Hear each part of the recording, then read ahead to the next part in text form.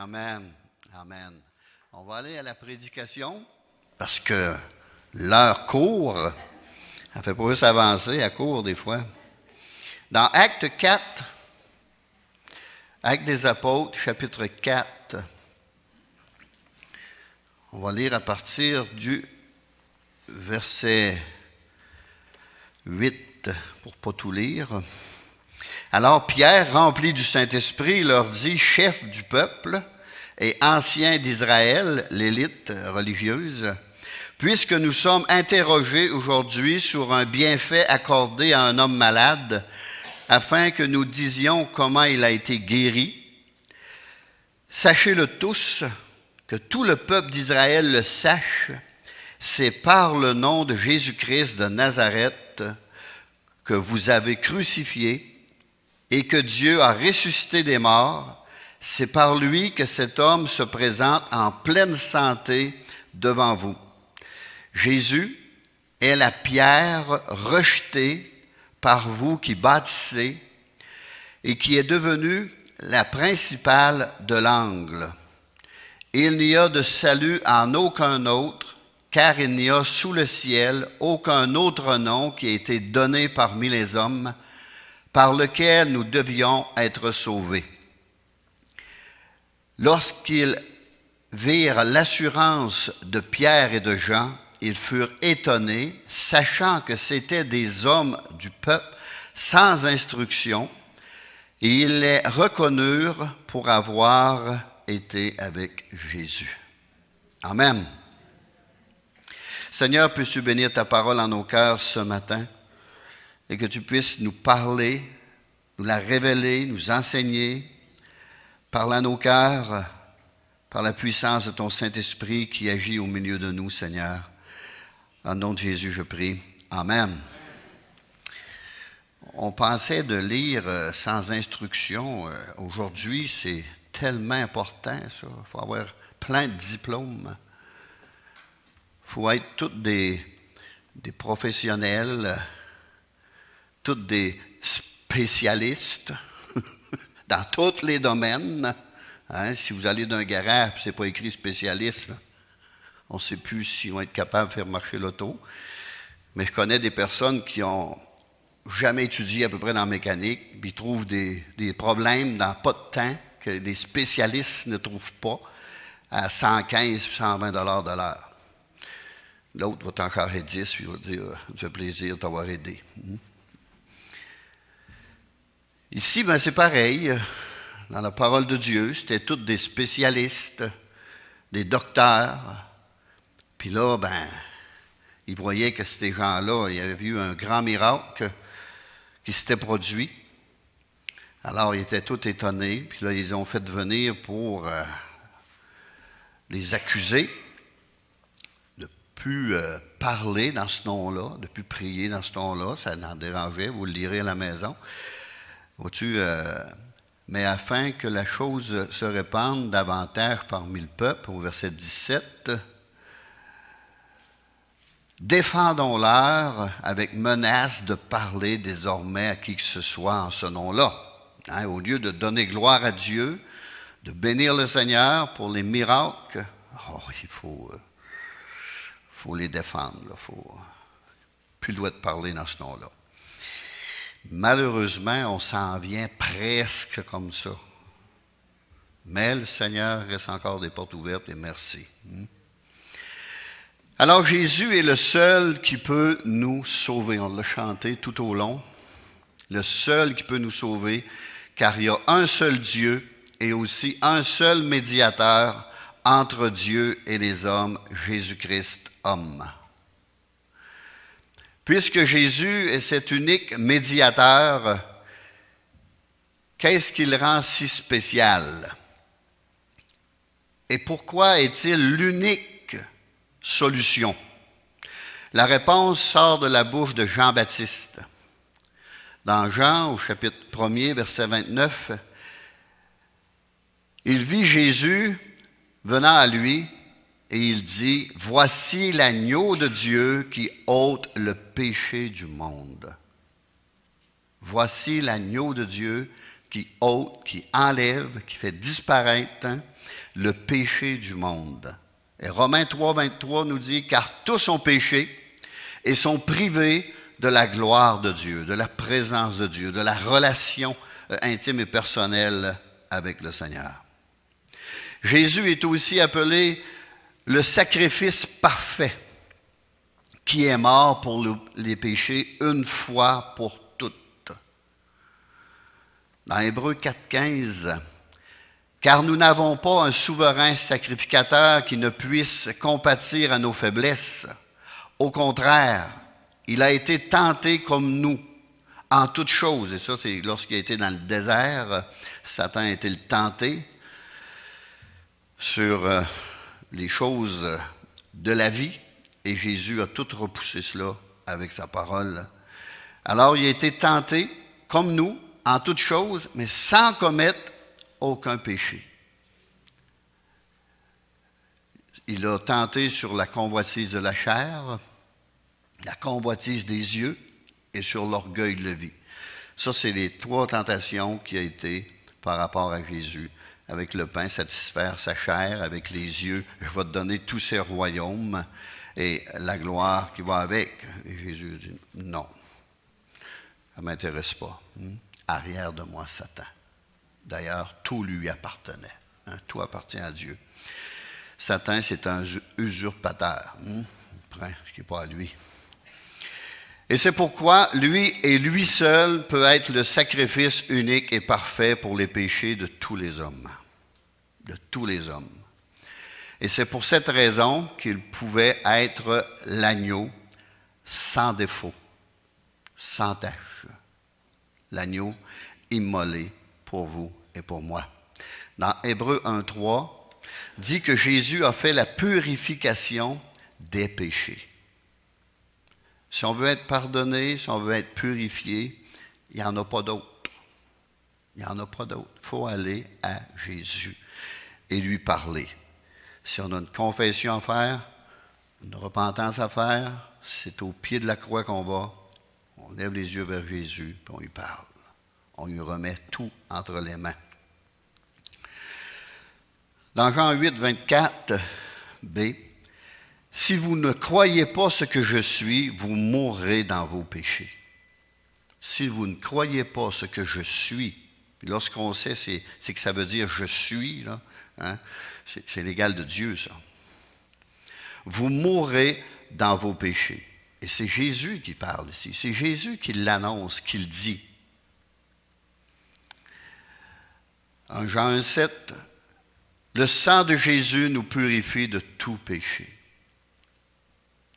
Et nous devons, pour avoir accès au ciel, être purifiés de tous les péchés que nous avons commis pendant notre vie. On n'est pas obligé de les nommer un par un. On a juste à dire au Seigneur, j'ai une nature pécheresse, Seigneur. Puis de plus, je suis au monde que je commets des péchés. Pardon, Seigneur. Pardonne-moi tout cela. Lave-moi, Seigneur. Pas par nos bonnes œuvres, même si ça nous avait été enseigné, c'est pas par les bonnes œuvres, mais bien par le sang versé à la croix du Calvaire. C'est Jésus qui nous pardonne, c'est Jésus qui nous lave, c'est Jésus qui nous purifie de tous nos péchés. Quand on pense aux malfaiteurs, aux deux malfaiteurs crucifiés chaque côté de Jésus, l'un se moquait de lui et l'autre a reconnu que Jésus était le Fils de Dieu. Et s'est tourné vers lui pour obtenir le pardon de ses péchés. On ne va pas entrer au ciel à cause de notre bonté. Hein? On a tout un petit côté de bon aussi. On a un gros côté mauvais. Ou par notre propre justice. Ah ben moi, pas si pire que ça. Là. Il y en a d'autres que c'est bien pire. Là. Moi, pas si pire. Hein? Seigneur, c'est un bon gars. Ou par nos bonnes œuvres, comme j'ai dit tout à l'heure. Mais en nous reconnaissant pécheurs. en reconnaissant cette misérable nature, comme Paul dit, misérable que je suis. Et en nous repentant de nos péchés, en plaçant notre foi et notre confiance en ce que Jésus a fait et accompli pour nous. On l'a chanté tout au long, tous les chants allaient dans cette direction-là. Je demandais si je devais prêcher. Il dit, tous les chants ont été assez clairs. Alors, on va aller dans lire quelques-uns encore dans Romains. Romains chapitre 5, verset 8. J'aime bien faire parler la parole. Prenez ça comme une étude si vous voulez ce matin. Mais Dieu prouve son amour envers nous. 5, 8. Mais Dieu prouve son amour envers nous. C'est ce qu'on a chanté aussi. En ce que lorsque nous étions encore des pécheurs, Christ est mort pour nous. À plus forte raison, donc, maintenant que nous sommes justifiés par son sang, rendus justes aux yeux de Dieu, par son sang, serons-nous sauvés par lui de la colère à venir. Car si, lorsque nous étions ennemis, parce que nous aussi, on a été ennemis de Dieu, en tout cas, on l'a blasphémé plus qu'on l'a loué. Lorsque nous étions ennemis, nous avons été réconciliés avec Dieu par la mort de son Fils. La Bible est très claire quand on veut lire et comprendre. N'importe qui peut comprendre ce verset-là. Ça, c'est des versets de base, des versets de salut. Et même si on n'a pas l'Esprit de Dieu en nous, on peut comprendre. Ça risque que c'est un livre écrit en français, là, dans notre propre langue. Puis on a une certaine instruction. Alors, on peut comprendre ce que les mots veulent dire, et c'est très simple, car si, lorsque nous étions ennemis, nous avons été réconciliés avec Dieu par la mort de son Fils, à plus forte raison, étant réconciliés, serons-nous sauvés par sa vie. Et non seulement cela, mais encore nous nous glorifions en Dieu par notre Seigneur Jésus-Christ, par qui maintenant nous avons obtenu la réconciliation. Il nous a réconciliés avec le Seigneur, avec Dieu, son Père. Il est venu nous réconcilier. Mais il faut croire la parole de Dieu. Il faut la croire, non seulement la lire, pas la méditer, pas réfléchir dessus, mais il faut la croire. Alors, qu'est-ce que la foi?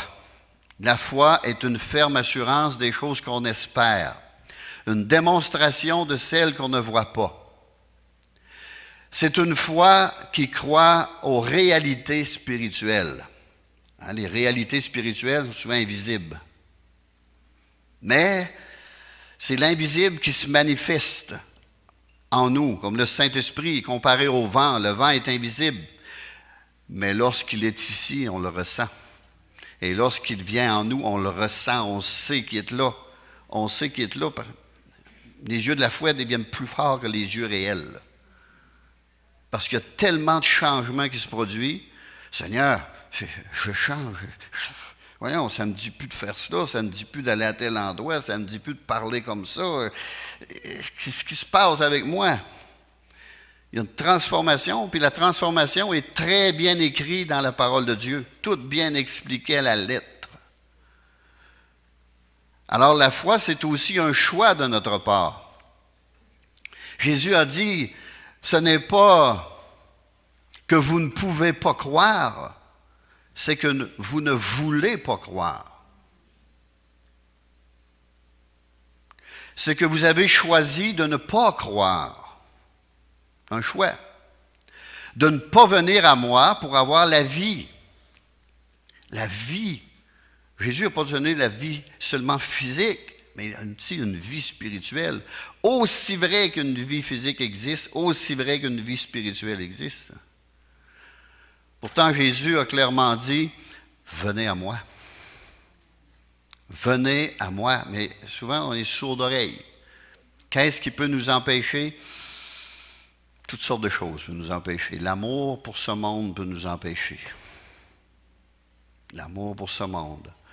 Peut-être qu'on a peur de perdre aussi des gens de notre propre famille. Ils vont peut-être nous renier. Dites-moi que si vous reniez, là, commencez à prier pour eux autres, puis à un moment donné, ils vont vous aimer. Puis ils vont venir vous questionner, ils vont dire qu'est-ce qui se passe dans ta vie, qu'est-ce qui se passe avec toi. Là, et vous pourrez leur témoigner et les emmener au Seigneur. C'est sûr qu'au début, il se passe quelque chose. Hein? Il y a toujours des effets, puis il faut qu'il y en ait. Dans 1 Jean,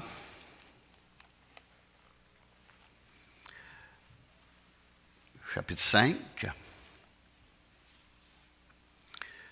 1 Jean, chapitre 5, verset 11, et voici ce témoignage, c'est que Dieu nous a donné la vie éternelle et que cette vie est dans son Fils. Est-ce que c'est compliqué à comprendre? C'est simple. Même un enfant pourrait le comprendre. C'est que Dieu nous a donné la vie éternelle et que cette vie est dans son Fils. Celui qui a le Fils a la vie éternelle. Celui qui n'a pas le Fils de Dieu n'a pas la vie. N'aura pas la vie éternelle dans la présence de Dieu.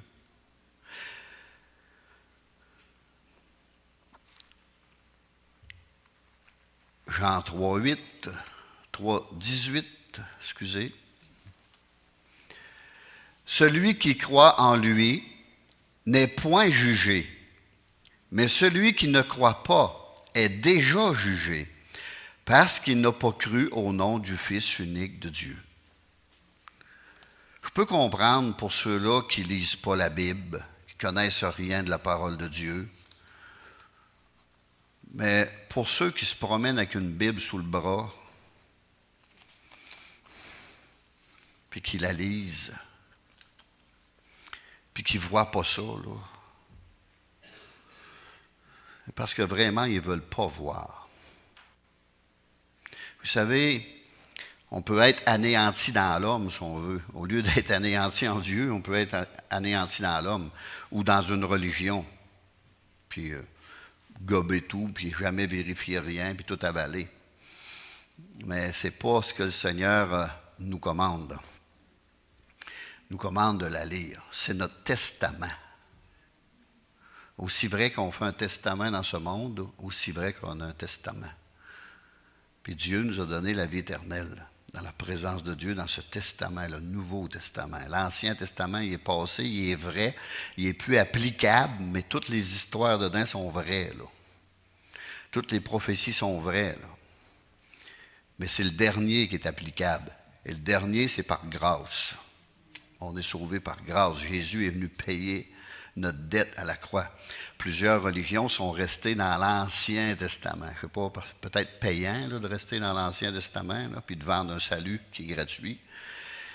Mais laissez-moi vous dire qu'il est gratuit, le salut de Dieu. Et le prix à payer, c'est notre foi. C'est dire oui.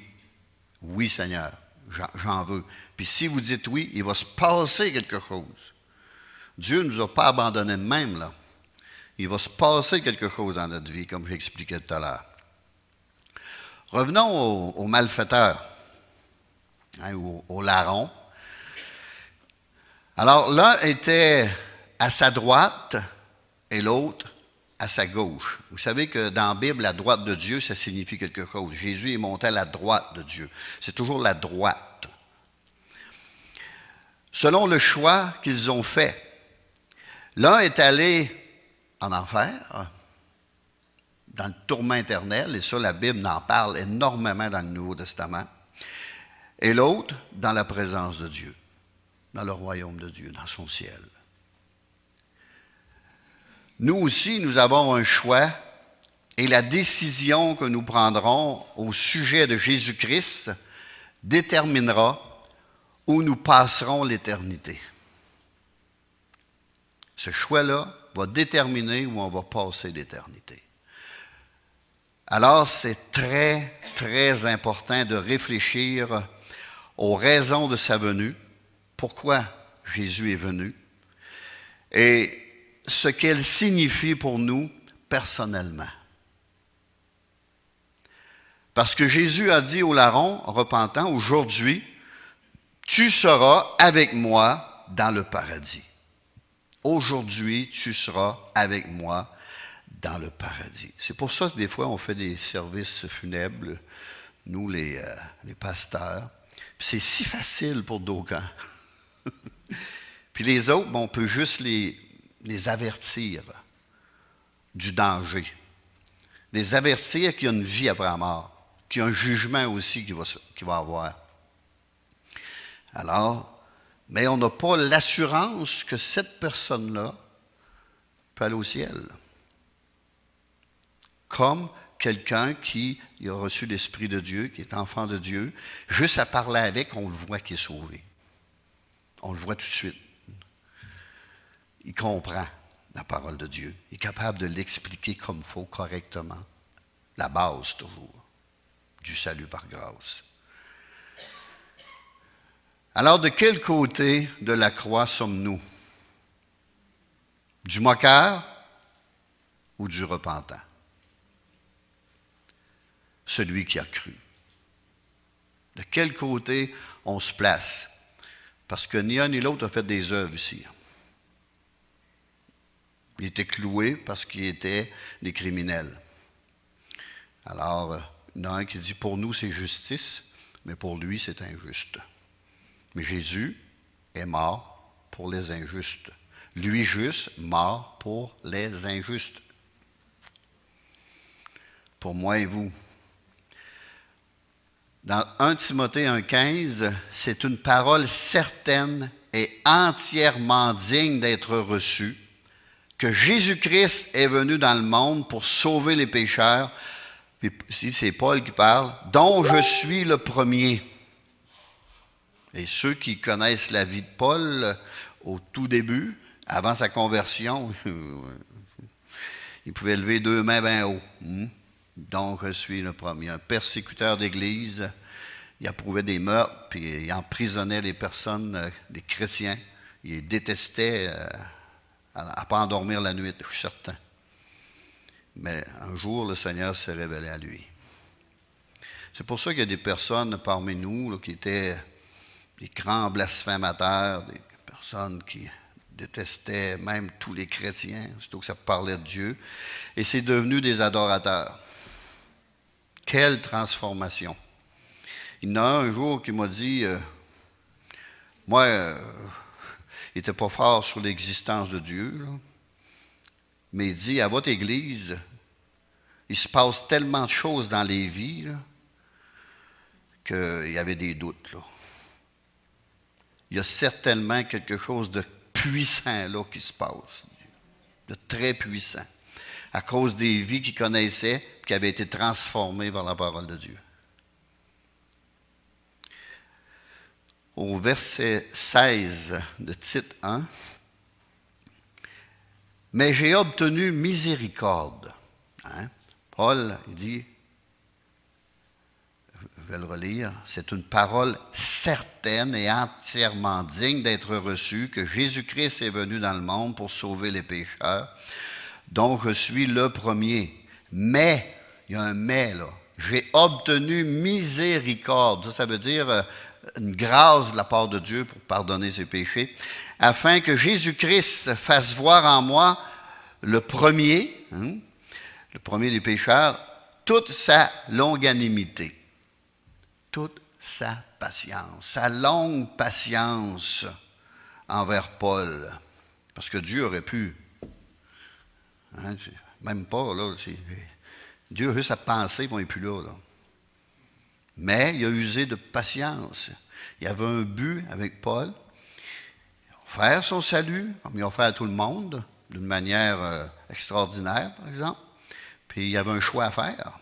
Il aurait pu dire, Seigneur, je ne veux rien savoir, là, moi. Là.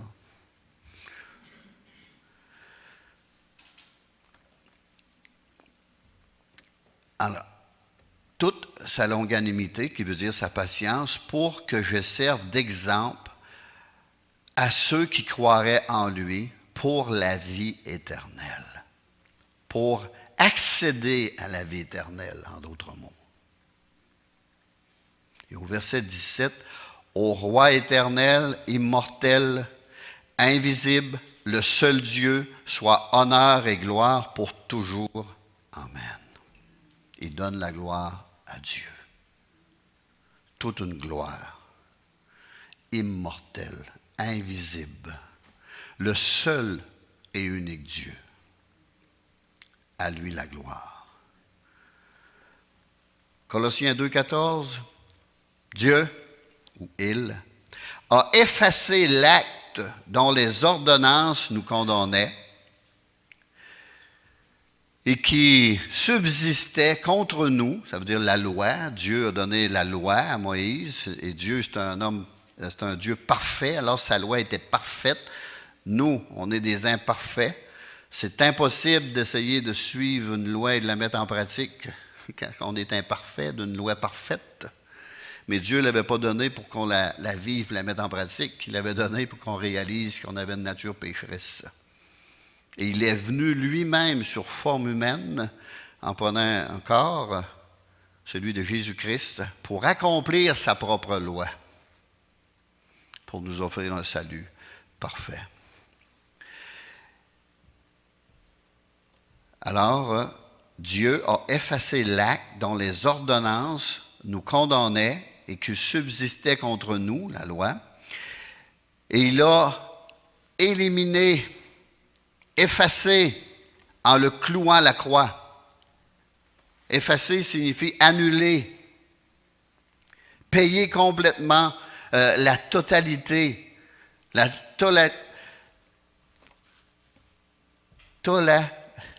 totalité.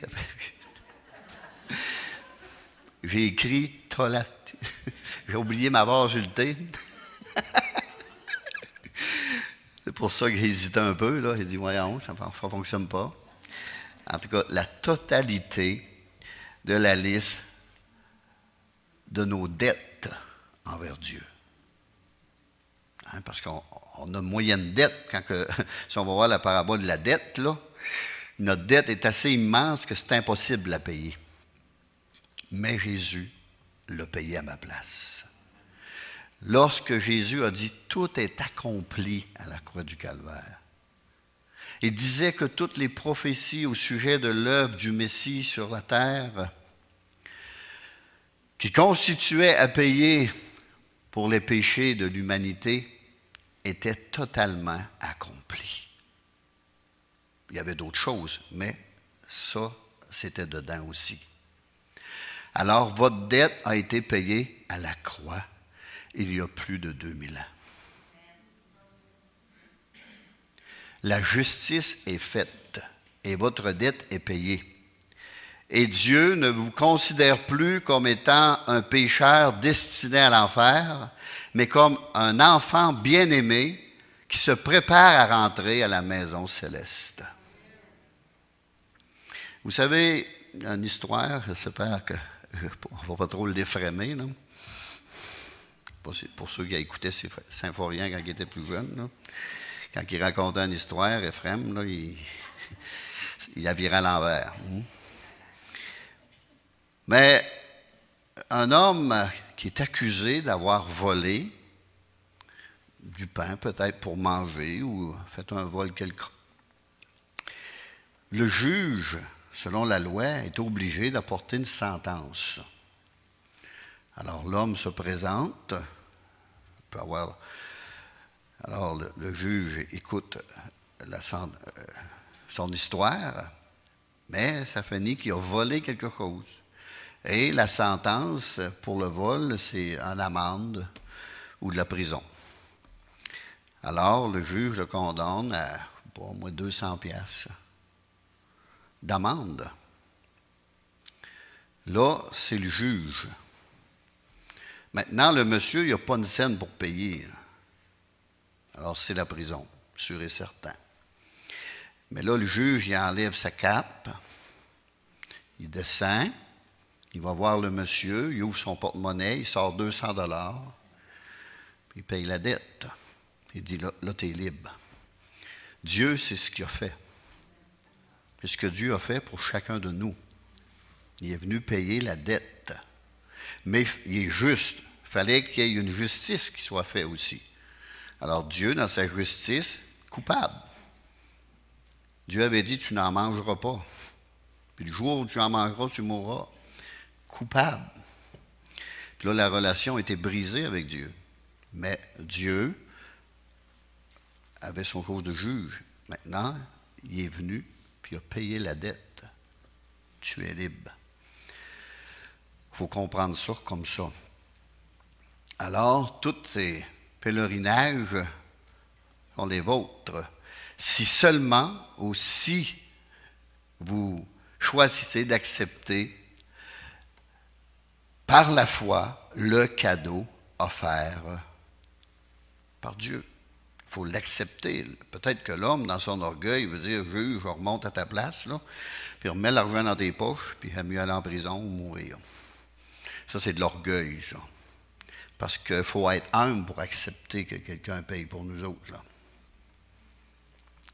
Je me souviens, un jour, je voulais aider quelqu'un, puis il me téléphonait tout le temps pour aller booster son auto, des fois 2 fois par jour. À un moment donné, j'ai parti, puis j'ai acheté une batterie, puis il a donné. Il n'a jamais voulu prendre la batterie. Jamais. Il était plus pauvre que moi, puis peut-être plus pauvre, mais plus responsable aussi. Parce que j'étais commencé à être tanné de me faire déranger, moi, 2 fois par jour, pour aller booster un char, là. J'aimais mieux, il payait une batterie, mais il n'a jamais voulu que je la paye, il n'a jamais voulu la prendre, il n'a jamais voulu l'accepter. Ça, c'est de l'orgueil, ça. Alors, on a tous été créés libres. Et c'est à nous de choisir, tout comme les 2 malfaiteurs ou les 2 larrons. Un seul a accepté ce cadeau, fait avec le plus grand amour. C'est un cadeau par pure grâce aussi. Jésus est mort à la croix, il est aussi ressuscité. L'autre fois, il y avait un monsieur qui avait un crucifix dans les mains. Il dit ici, il voyait qu'il n'avait pas trop, il en avait juste un là, puis il était vide. Il dit, on peut-tu... Non, il dit, non, ici on aime bien le représenter vivant. Et je ne le représente plus mort. Oui, il est mort pour nous, mais il est sorti de là, là. Il est ressuscité, le Seigneur, puis je n'aime pas le représenter mort. D'ailleurs, ce n'est pas lui qui est sur le crucifix, c'est juste une représentation. Dans Actes 2, 24, Dieu l'a ressuscité en le délivrant des liens de la mort parce qu'il n'était pas possible qu'il soit retenu par elle. Pourquoi? C'est simple, parce que Jésus est la vie. Il est la vie. Il aurait pu le martyriser, continuer à le frapper, le picosser partout, puis s'il aurait voulu, il aurait gardé les yeux ouverts, puis il aurait regardé faire. Parce qu'il était la vie. Mais à un moment donné, il dit, il faut que je fasse cette œuvre-là, parce qu'il l'avait annoncé d'avance, il a fermé les yeux, puis 3 jours après, il est revenu. Dans Acte 1er,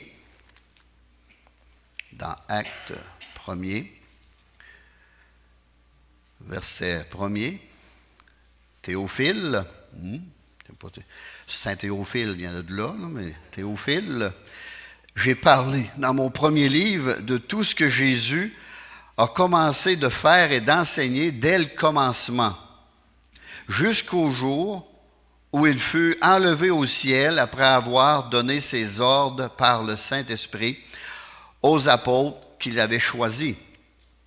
Après qu'ils eussent souffert, il leur apparut vivant et leur en donna plusieurs preuves, se montrant à eux pendant 40 jours.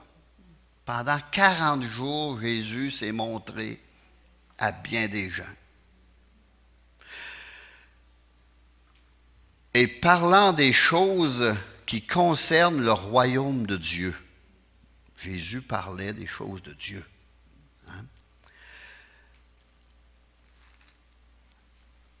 Alors, il leur apparut vivant.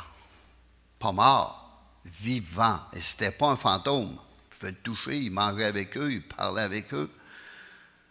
Jésus est vraiment ressuscité. Encore aujourd'hui, il y en a qui veulent nier ça. Pauvres eux.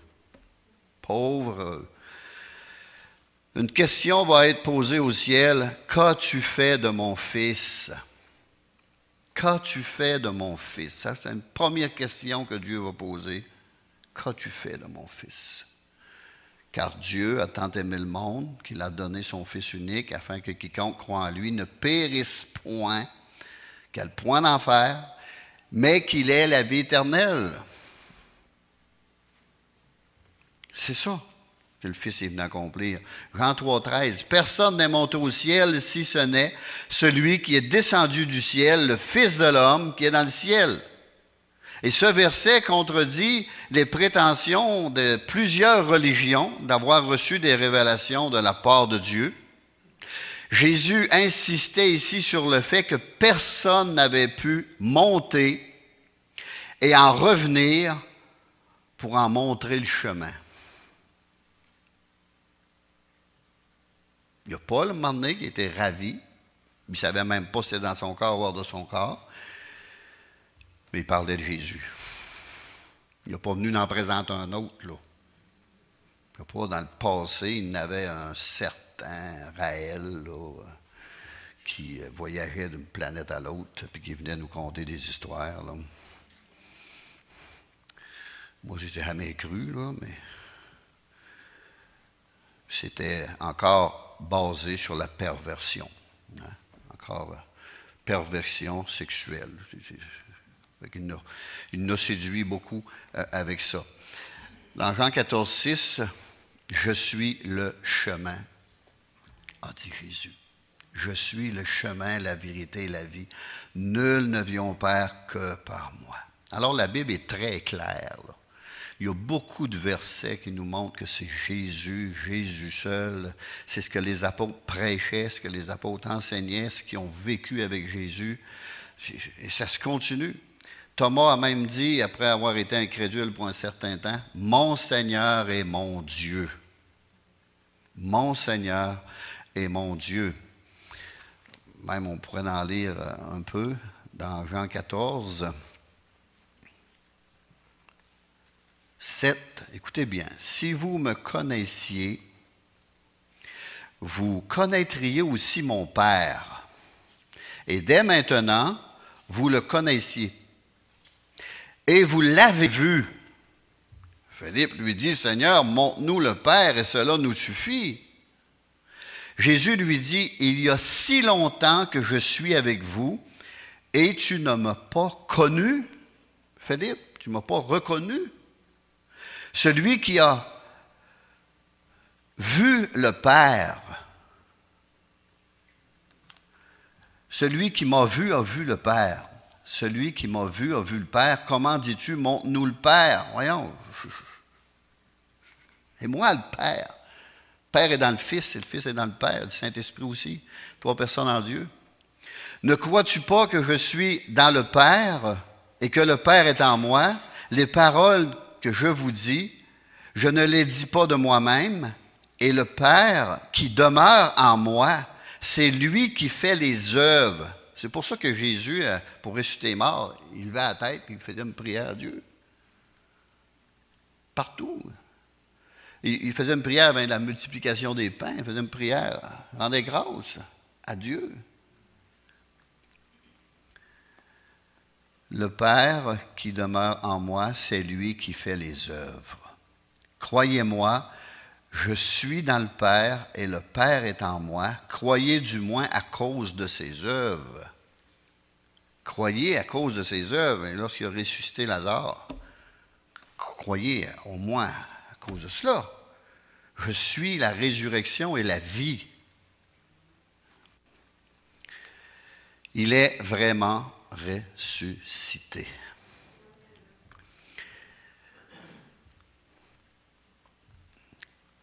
Thomas en est témoin. Marie en est témoin. Il y a plusieurs Maries qui en sont témoins même. Mais Marie, la mère de Jésus, en est témoin. Les apôtres en sont témoins. 1 Corinthiens 15. Écoutez bien. Je vous rappelle, frères, l'évangile que je vous ai annoncé, que vous avez reçu, dans lequel vous avez persévéré et par lequel vous êtes sauvés, si vous le retenez tel que je vous l'ai annoncé, autrement, vous auriez cru en vain, inutilement. Alors, il faut la retenir, l'Évangile. J'ai une bonne nouvelle pour vous, elle ne change pas. Les religions changent. Les religions, ça change continuellement. On le voit, là, nous autres. Il y a des religions qu'on a été élevées, ils n'ont même pas envie de se ressembler. Même pas envie. Je vous ai enseigné avant tout, comme je l'avais aussi reçu, que Christ est mort pour nos péchés selon les Écritures, qu'il a été enseveli et qu'il est ressuscité le troisième jour selon les Écritures. Et qu'il est apparu à Céphas, à Pierre, puis aux 12. Ensuite, il est apparu à plus de 500 frères à la fois, dont la plupart sont encore vivants, vous pouvez en rendre témoignage, et dont quelques-uns sont morts. Ensuite, il est apparu à Jacques. Il y a plusieurs Jacques dans la Bible, mais il y en a un qui c'est le frère du Seigneur. Puis à tous les apôtres. Après eux tous, il m'est apparu à moi comme à l'avorton, l'apôtre Paul. Et c'est le chemin de Damas. Et c'est là que Paul s'est converti. Pour tous ceux qui croient, il est dit dans l'Épître aux Romains, chapitre 3, verset 22, « Justice de Dieu par la foi en Jésus-Christ pour tous ceux qui croient. » On est justifié aux yeux du Père, aux yeux de Dieu, par la foi en Jésus-Christ. Verset 24. Ils sont gratuitement justifiés par sa grâce. La grâce, c'est un cadeau, par le moyen de la rédemption qui est en Jésus-Christ. Aucun mérite, aucune œuvre de notre part n'est nécessaire pour le salut de notre âme. Tout comme fut le cas du larron repentant et croyant. Il n'a fait aucune bonne œuvre. La rédemption, pour ceux qui ne savent pas, parce que c'est un mot aujourd'hui qu'on ne voit pas partout, là. Un mot grec, et ça provient du marché d'esclaves. Il désignait le paiement de la rançon visant à obtenir la libération du prisonnier ou de l'esclave. Alors, le seul moyen ou paiement pour racheter les pécheurs de l'esclavage, du péché et de la punition qu'ils méritent se trouve en Jésus-Christ pour nous. Alors, justice de Dieu par la foi en Jésus-Christ pour tous ceux qui croient. La foi est très importante de placer notre foi en Jésus-Christ. Ce matin, vous avez placé une petite partie de votre foi sur la chaise. Moi, elle doit être capable de me supporter, celle-là. Il y a le bain là-bas. il a craqué, lui. Mais la chaise, quand on l'examine, on peut placer notre foi et s'asseoir en toute confiance. La foi, c'est ça. Si j'examine les Écritures, il croit, je peux m'asseoir comme il faut. Il est solide. Ils sont gratuitement justifiés par sa grâce. Jésus a payé le prix à la croix. Et c'est pour cela qu'il a dit aux malfaiteurs, « Aujourd'hui, tu seras avec moi dans le paradis. » Ou au paradis. Je termine par un verset. Romains 1, 2, chapitre 1er. Romains chapitre 5, versets 1er et 2. Étant donc justifiés par la foi, nous avons donc la paix avec Dieu par notre Seigneur Jésus-Christ, à qui nous devons d'avoir eu, par la foi, accès à cette grâce dans laquelle nous demeurons fermes et nous nous glorifions dans l'espérance de la gloire de Dieu. Il demeure ferme dans cela, ferme dans la foi, ferme dans la parole de Dieu. Alors, est-ce qu'on va se laisser ébranler par les qu'en-dira-t-on, par toutes les choses que le monde peut inventer, peut dire? Pour ça qu'il y a tant d'athées aujourd'hui. Ils ont la plupart de tous les athées qu'on rencontre aujourd'hui qui se disent athées. Ils avaient la chance de lire la Bible. Ils se l'ont fait enseigner d'une manière bizarre, puis ont décidé d'être athées à la place. Moi, mon père avait décidé de vérifier, lui.